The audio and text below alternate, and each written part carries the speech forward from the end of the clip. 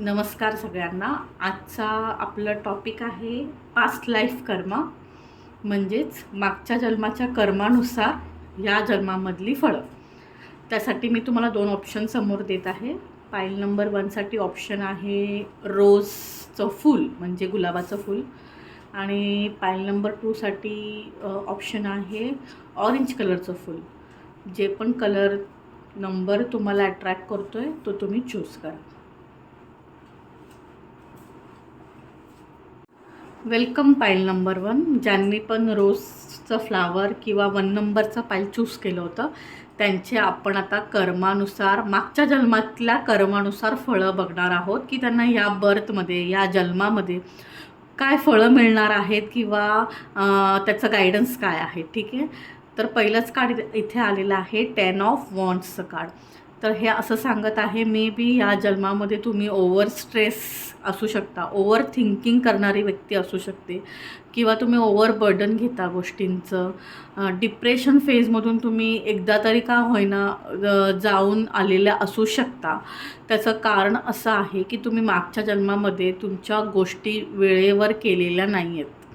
त्यामुळे त्यावेळेस तुम्ही स्ट्रेस नाही घेतला म्हणून त्या पूर्ण नाही होऊ शकला.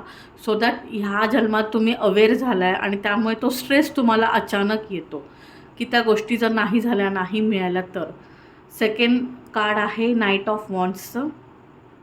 तर नाईट ऑफ वॉन्ड्स हेच सांगतं की तुम्हाला या जन्मामध्ये खूप साऱ्या ऑपॉर्च्युनिटीज तुमच्या कर्मानुसारच ऑफर होणार आहेत, तुमच्यापर्यंत ऑपॉर्च्युनिटीज येणार आहेत, पण त्याचा स्पीड मात्र कमी असू शकतो. तुम्ही जेव्हा एक्सपेक्ट करत असाल गोष्टी घडण्यासाठी त्यावेळेत त्या होणार नाहीत, किंवा होण्यासाठी त्यांना ते वेळ घेईल, कारण ते कर्माप्रमाणे फळ मिळणार आहे. मे बी तुमचे योग्य वेळी तुम्ही योग्य निर्णय मागच्या जन्मामध्ये घेतलेला नाही आहे, त्यामुळे तो डिले, ती निगेटिव्हिटी त्यामध्ये आहे. त्यामुळेच तुम्हाला जेव्हा तुम्हाला अपेक्षित आहे त्यावेळेत त्या गोष्टी घडत नाही आहेत. 8 ऑफ वॉन्ड्सचं कार्ड आहे. तर नजीकच्या काळामध्ये मला असं दिसत आहे की तुमची एक इच्छा पूर्ण होऊ शकते, एखादी गुड न्यूज तुम्हाला रिसीव्ह होऊ शकते. 3 ऑफ वॉन्ड्सचं कार्ड इथे आहे. वॉन्ड्सचे खूप सारे कार्ड्स इथे अवेलेबल दिसत आहेत.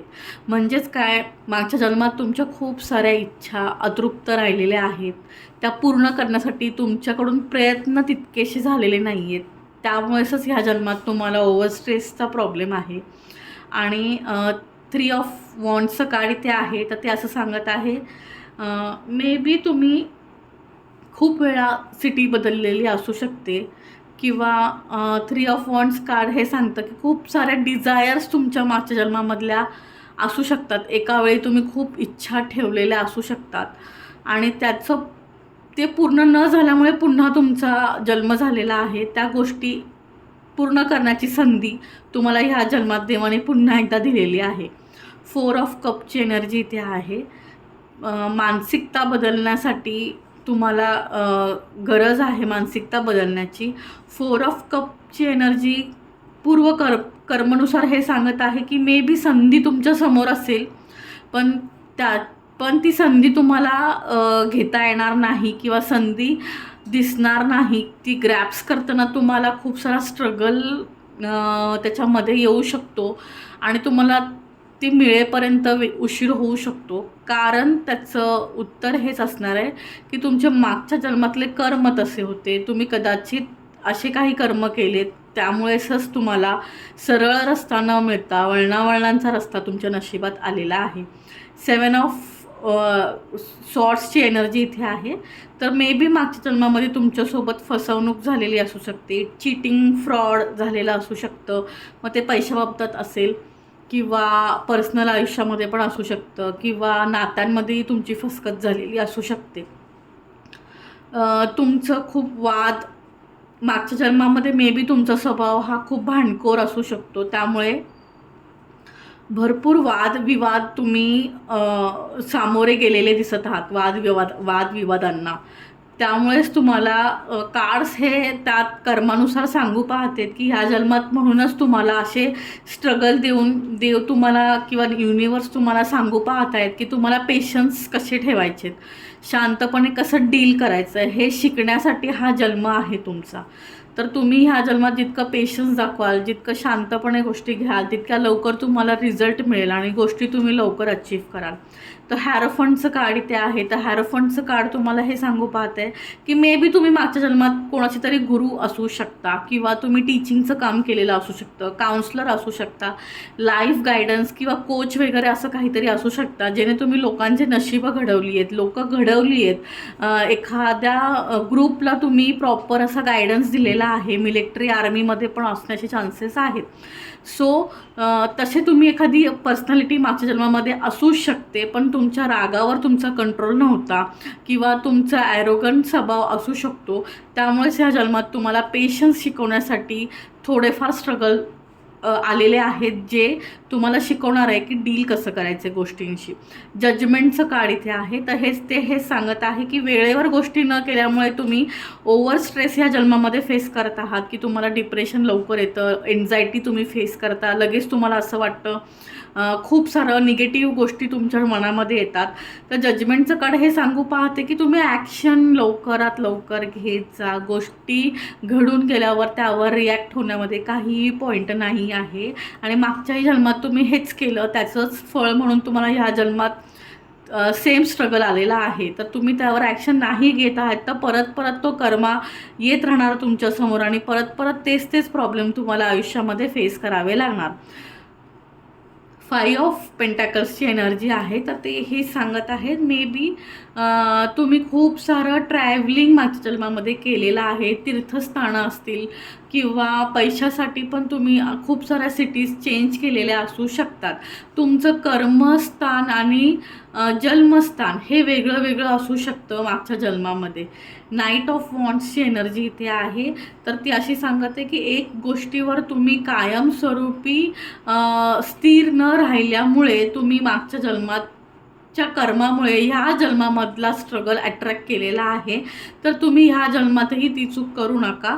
एका निर्णयावरती ठाम राहा. एस ऑफ वॉन्ड्सचं कार्ड तुम्हाला गायडन्स कार्डमध्ये आलेलं आहे. तर ते पण हे सांगते की युनिवर्स तुम्हाला वेळोवेळी संधी देईल. त्याचं कसं सोनं करता येईल हे तुम्हाला बघण्याची गरज आहे. ती वाया घालू नका. संधीचं सोनं करायला शिका. 5 ऑफ सॉर्ड्सचं कार्ड इथे आहे. तर ते हेच सांगत आहे की जे मागच्या जन्मामध्ये तुमच्यासोबत चिटिंग झाली आहे, फ्रॉड झालेला आहे, त्यातून तुम्ही धडा शिका आणि पुढे ते तुम्हाला आता आठवत जरी नसलं तरी तुम्हाला त्याच्यातल्या बाबतीतला काहीतरी ट्रिक्स किंवा तुम्हाला संकेत युनिवर्स त्या वेळेला देतो, त्याकडे लक्ष द्या. क्वीन ऑफ पेंटॅकल्सचं पण कार्ड तुम्हाला गायडन्स कार्डमध्ये आलेलं आहे. तर इमोशनली तुम्हाला बॅलेन्स ठेवण्याची गरज आहे, असं हे कार्ड तुम्हाला गायडन्स कार्डमध्ये सांगत आहे. हे टोटल 4ही कार्ड तुम्हाला गायडन्समध्ये आली होती. तुमच्यासाठी रेमेडी कार्ड आलेलं आहे, द हर्मिटचं कार्ड. हर्मिटचं कार्डमध्ये तुम्हाला असं सांगितलं होतं की तुम्ही जेवढं मेडिटेशन करा, शांत ठिकाणी जाऊन स्वतःबद्दल जितका विचार कराल तितकी तुम्हाला तुमच्याच प्रश्नांची उत्तरं मिळतील.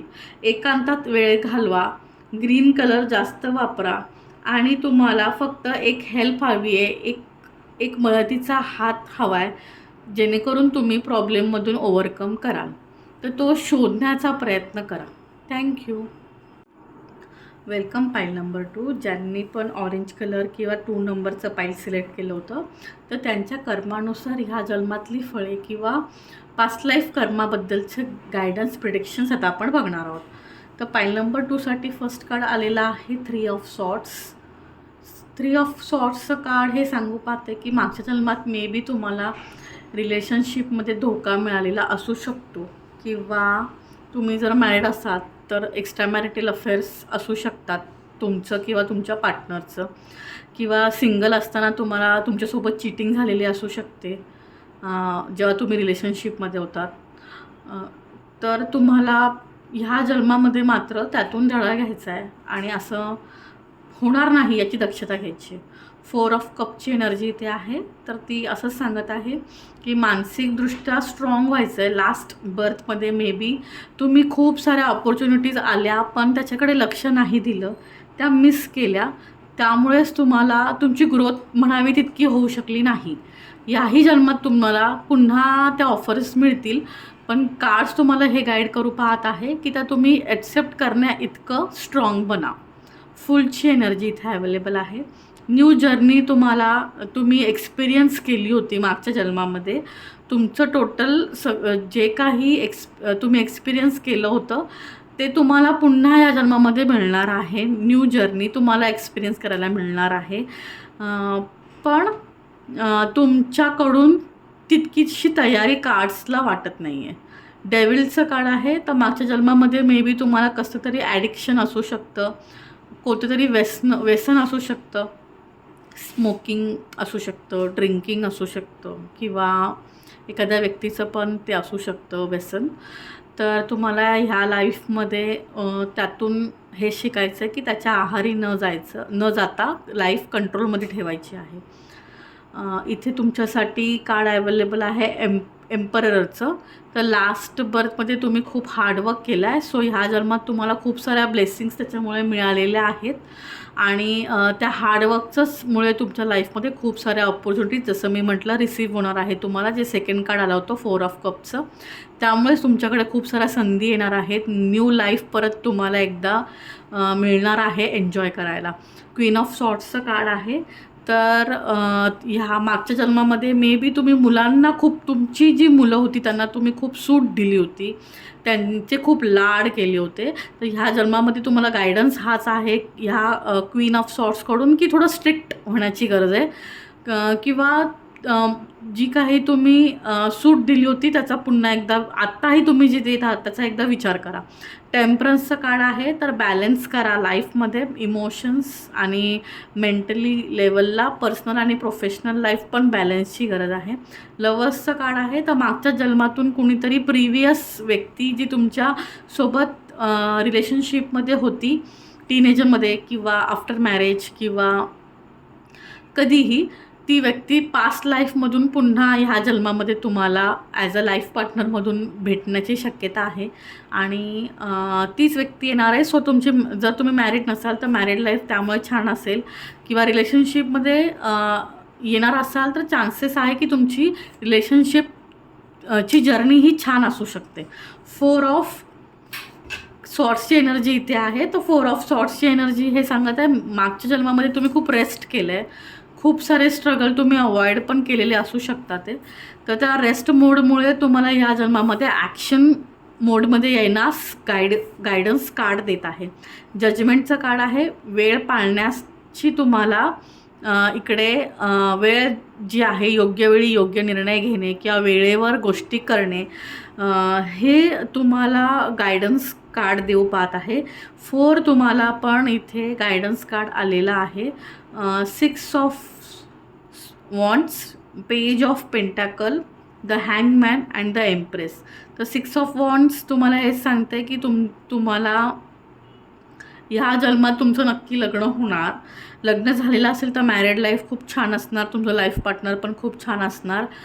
पेज ऑफ पेंटॅकल्सची एनर्जी आहे. तर मे बी तुम्हाला फायनान्सला घेऊन थोडं अजून मॅच्युअरली डिसिजन घ्यायची गरज आहे. हँगमॅन म्हणजे तुम्ही खूप कन्फ्युज्ड होता बिकॉज ऑफ दॅट तुमच्या लाईफमध्ये खूप सारी निगेटिव्हिटी तुम्ही अट्रॅक्ट करत आहात. तर कार्ड्स तुम्हाला हेच सांगते की पास्ट लाईफ कर्मामध्ये पण तुम्ही हेच, म्हणजे पास्ट लाईफमध्ये पण तुम्ही हेच केलं तर आता त्याची पुनरावृत्ती करू नका. द एम्प्रेसचं कार्ड आहे. तर आईचा ऐकण्याचा सल्ला तुम्हाला कार्ड इथे देत आहे. गायडन्स कार्डमध्ये तुम्हाला आलेलं आहे द फूलचं कार्ड. तर त्याच्यात तुम्हाला असं सांगत आहे की तुम्ही जे आहे ते फेट ठेवा स्वतःवरती, आणि तुम्हाला बिगिनरचं लकची फार गरज आहे. युनिवर्समध्ये बिलीव्ह करा, आणि जे पण तुमच्या मार्गामध्ये स्ट्रगल येत आहे ती अपॉर्च्युनिटी समजून ॲक्सेप्ट करा, मग तुमची जर्नी इझी होईल. थँक्यू.